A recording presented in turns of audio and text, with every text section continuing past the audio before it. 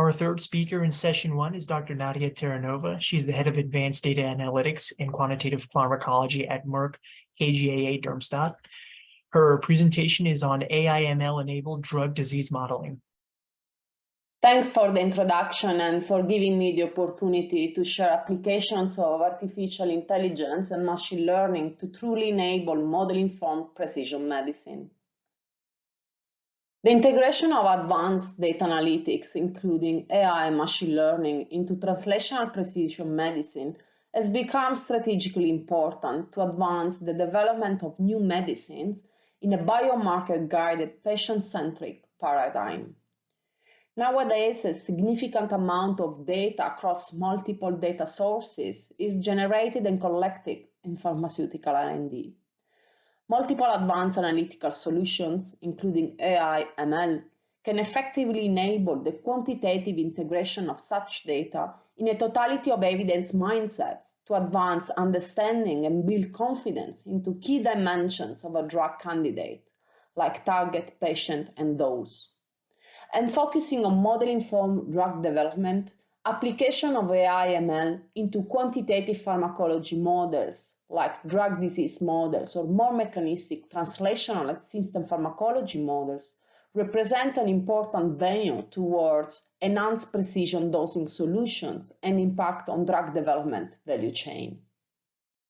In fact, AI/ML enable integration of high-dimensional data like laboratory data, multi-omics, image-based and digital biomarkers, clinical trial data, and real-world data, including electronic health records, all this into drug disease models, offers big opportunities for advancing precision medicine through improved understanding of the disease and drug mode of action. For example, several efforts across the scientific community have shown value in using AI/ML to enable a broader assessment of sources of variability and factors leading to different patient profiles, the identification of ML-derived metrics and signatures enabling better understanding of certain mechanisms and factors influencing disease evolution, towards direct modeling of disease progression based on early high-dimensional data in an assumption-free and mechanism-agnostic setting. So in my talk today, for each of these AI/ML-enabled drug disease modeling applications, I will share use case examples from our experience and collaboration efforts.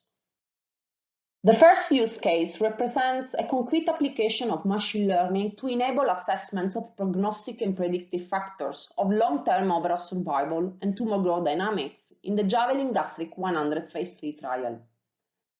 This study did not meet its primary objective of demonstrating superior overall survival with avelumab maintenance versus continued chemotherapy in patients with advanced gastric cancer. However, the overall survival rate was higher with avelumab beyond 12 months. So these results raise questions to the team about whether a subpopulation exists that could benefit from avelumab. To this purpose, we develop a time-to-event model for overall survival and the model of tumor growth dynamics, and we use machine learning to expand the investigation to a vast set of baseline and longitudinal covariates in the prediction of these response outcomes. By using ML, we could assess prognostic and predictive markers from a pool of 89 covariates for OS and 52 covariates for tumor growth dynamics. Of note, this assessment included longitudinal covariates as well. Based on the machine learning variable importance, we then included covariates into our time-to-event and tumor sites models to further assess their clinical relevance. Ultimately, no subpopulation for which avelumab was superior to chemotherapy was identified, but this was reassuring the team decisions on the gastric cancer. With respect to the overall model, results could then be used to support the lack of differences in overall survival and tumor sites between Asian and non-Asian population, which is extremely valuable to inform the design of Asia-inclusive trials in gastric cancer in the post-induction setting. In development work, we have seen how machine learning can be used to analyze high-dimensional datasets to then extract only meaningful information to be integrated into more traditional models of tumor sites dynamics and overall survival, which are part of the current model-informed paradigm in oncology, aiming at characterizing drug exposure-response relationship and then inform optimal dosing regimens and benefit-risk evaluation. Similar use of machine learning can be relevant to assess novel biomarkers like liquid biopsy circulating tumor DNA and image-derived features like radiomics, which have a great potential to deepen our understanding of tumor heterogeneity, development of drug resistance, patient subpopulations. So in a recent collaboration with the Swiss University Hospital, we assessed and integrated radiomics features into a real-world model of tumor sites dynamics in melanoma patients by using machine learning. By providing a quantitative description of a region of interest in an image, radiomics enabled the non-invasive characterization of tumor lesions. Radiomics features were extracted from individual tumor lesions segmented over time in the considered patient cohort, aggregated at the patient level, and then assessed in a multi-step machine learning-based selection approach. Indeed, due to the size of this feature set, along with potential redundancy, risk of collinearities, excessive computational cost, this intermediate machine learning feature selection step could enable a pre-selection of features with potential relevance to then be included in a subsequent conventional assessment of sources of variability, including clinical covariates. Although this was a proof of concept evaluation, it was interesting to observe radiomics features related to more heterogeneous tumor shape and texture to be related to higher growth rates. Other than feature selection, machine learning approaches can leverage high-dimensional datasets by extracting relevant summary metrics or signatures. In the next example, I will talk about the machine learning-derived metric we developed to integrate a measure of tumor lesions heterogeneity into models of tumor dynamics and overall survival. Tumor heterogeneity is a critical factor to consider in cancer treatment, as also involved in the development of drug resistance and ultimately in treatment failure in most advanced solid tumors. There is intratumor heterogeneity and intertumor heterogeneity, the latter reflecting differences in tumor lesions across patients and in lesions within the same tissue or different tissues in a patient. So according to standard tumor assessment criteria like RECIST, the total tumor size over time, being the sum of tumor lesion sizes, is the variable of interest and used to estimate the objective tumor response. However, there are patients like patient I having lesions with similar dynamics, well described by their sum in black dashed line, and other patients as our patient J, whose lesion dynamics are different, and the total tumor size cannot capture this difference. With respect to our models of tumor sites dynamics and drug resistance, it's then relevant to assess the information loss in relying on total tumor sites, and then having a tool that allows us to measure the similarity of lesions dynamics in large-scale studies prior to starting more complex modeling steps. So to this aim, we have developed a new methodology encompassing signal processing and machine learning techniques. This allows us to assess the similarity among lesions dynamics, and we name it CCIL from classification clustering of individual lesions. And with three main steps, it provides a machine learning-based metric of similarity for each pair of lesions.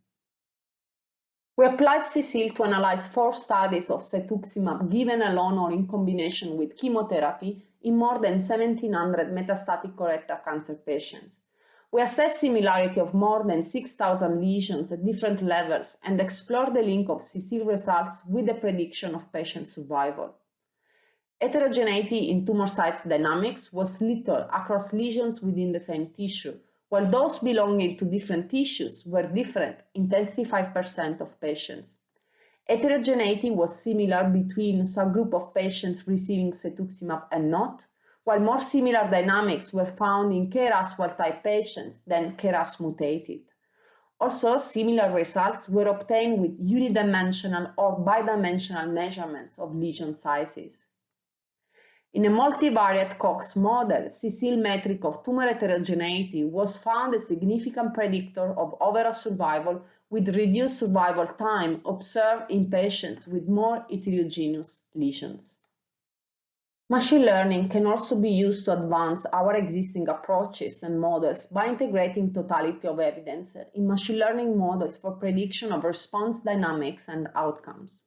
In this context, our team used explainable machine learning for enhancing understanding of disease activity in multiple sclerosis. The project team shared with us the patient-focused ambition of enhancing understanding of mechanism of disease activity in multiple sclerosis and the factors driving it through its early prediction, as this has a great potential in enabling better patient monitoring and treatment planning. To this purpose, we integrated demographics, response data, MRI, neurological assessment from 3 phase 3 pivotal trials of cladribine to predict whether a patient will have disease activity and identify covariates informing such prediction. Our endpoint was a disease activity event defined as a composite of well-known clinical endpoints measuring various dimensions of disease activity, qualifying relapses, T1 gadolinium-enhancing lesions and T2 lesions, 3-month sustained EDSS progression, as well as the switch to other disease-modifying treatments. We combined data from 3 cladribine trials, Clarity, Clarity Extension, and Oracle. The pooled dataset resulted in a richly informative population of more than 1,900 patients receiving placebo, cladribine 3.5 mg per kg recommended dose, or 5.25 mg per kg higher dose, exploring these trials, with a very long observation period of more than 6 years. We employed a supervised multivariate machine learning method for the training, and then we test the trained model into the left-out dataset to get unbiased estimate of model performance in the prediction of disease activity. The model performed well with 80% accuracy. Then we applied Shapley additive explanation, to explain the model prediction for each patient and in particular to assess the contribution of each covariate to the prediction at the population level as well as at the individual level. Here are the top 20 most predicted covariates: number of treatment weeks of cladribine, new combined unique active lesion count, new T1 hypotense lesion count, as well as disability measures like age-related MS severity scores. While this global view shows at the population level the contribution of covariates into the model to discriminate between patients who in the future will have disease activity from those who will not, in sharp dependence plot, like the one on the right-hand side, we can see the exact form of the relationship. Here shown for the number of treatment weeks, the model-derived probability of a patient to have disease activity in the future decreases with increasing number of weeks of treatment up to 4 weeks, while there is no substantial reduction in model prediction beyond 4 weeks of treatment. This is quite an amazing result, as it perfectly reassembled the exposure-response relationship derived from a repeated time-to-event model for relapse rate, showing that the 3.5 mg per kg dose, exactly equivalent to the 4 weeks of treatment, is at the shoulder of the exposure-response relationship. Increasing it does not result in increase in efficacy, while decreasing it results in a drop. And here, with machine learning, no mechanistic modeling, no assumption of relationship, no inclusion of prior knowledge on the mode of action, different and expanded endpoint, we actually came to the same finding. This clearly supports the use of machine learning to address model-informed drug development and clinically focused questions. Making now a few concluding remarks. Artificial intelligence and machine learning are taking impactful roles in drug development, fostering innovation in next-generation model-informed precision medicine.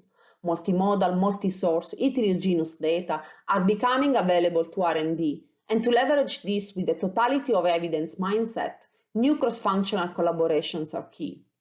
In model-informed drug development, we are seeing the value of integration of AI/ML tools into drug disease modeling approaches, with emerging opportunities coming from availability of data for novel biomarkers, digital biomarkers, real-world data, translational safety.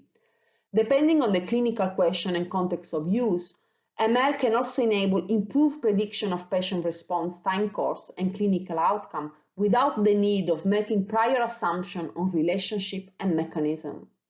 This, coupled by interpretability methods providing more transparent understanding of the model and results, can truly enhance our understanding of the drug and disease. With these acknowledgements, I thank you for your attention.